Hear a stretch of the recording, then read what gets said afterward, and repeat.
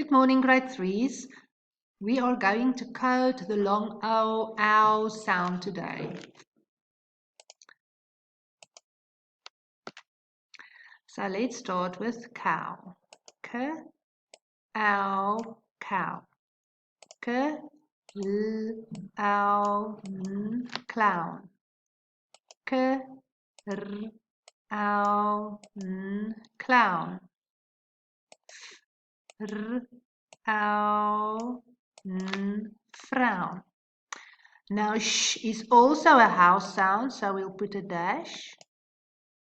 Ow is a house sound, long ow. And is also a house sound. So shower, the word shower has only 3 long sounds in it. P, ow, is also a house sound. T, ow, our long ow sound. And O is also a house sound. So it's T, ow, oo. Only 3 sounds. One short, one long house sound, and another house sound because it's made up, one sound made up from 2 letters. L are separate sounds that we hear. Then it's the long ow, and then it's the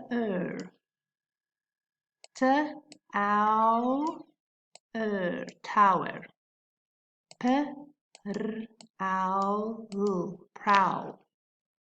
H, ow, l, howl.